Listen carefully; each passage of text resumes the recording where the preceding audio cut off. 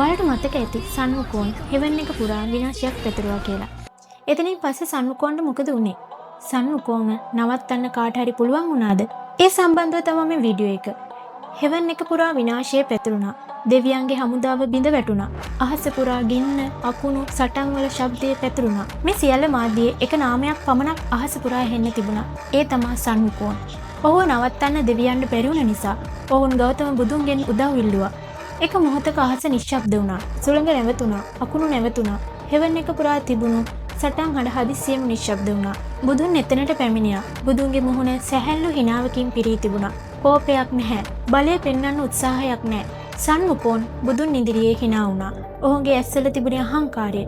ඔබට මාව නවත්තන්න පුළුවන්ද? මං කිකින් අභියෝගයෙන් ඇසුවා. බුදුන් සැහැල්ලුවෙන් ඔහුට චැලෙන්ජ් එකක් දුන්නා. ඔබට මගේ අතින් පිට වෙලා යන්න පුළුවන් නම් ඔබ ජය ගන්නවා. සන්මුකෝන්ට එක විහිළුවක් වගේ හිතුණා. ඔහු hina වෙලා කිව්වා, "ඒ පහසුයි." එක පැනීමකින් ඔහු අහසට පැන ගියා. වලාකුළු අතරින් ඔහු කඳු පසු කර ගියා. අවසානයේ ඔහුට පේන්න ලැබුණා කඳු පහ. ඒවා අහස ටච් කරන විශාල කඳු. සන්මුකෝන් සැහැල්ලුවෙන් hina වුණා. ඔහු ලෝකයේ අවසානයට ආවා කියලා හිතලා කඳු අතර සලකුණක් තියලා ආපහු බුදුන් ළඟට ආවා. "මම ඔබේ අතෙන් පිට වෙලා ලෝකයේ අගටම ගියා" කියලා කිව්වා. එතකොට බුදුන් සැහැල්ලු සිනාවකින් කියනවා, "ඔබ තවමත් මගේ අතේ ඇතුළමයි." සන්මුකෝන්නේ අහලා පුදුමයටපත් වුණා. ඒක අසත්‍යයක්. ඔහු කෝපයෙන් කියනවා. එවිට බුදුන් තම අත දිගු කළා.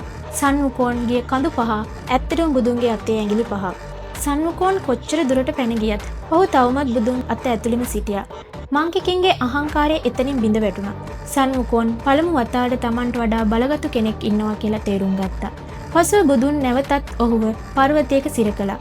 මංකිකින්ගේ කතාව එතනින් අවසන් වුණේ නැහැ. අවුරුදු 500කට පස්සේ ටෙන්සන් ෂාන් කියන භික්ෂුව ඔහුව නිදහස් කළ අමුතු ගමනකට එක් කරගන්නවා.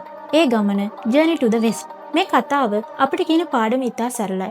අහංකාරය කොච්චර බලවත් වුණත් එහි අවසානයේ බුද්ධිය ඉදිරියේ පරාජය වෙනවා.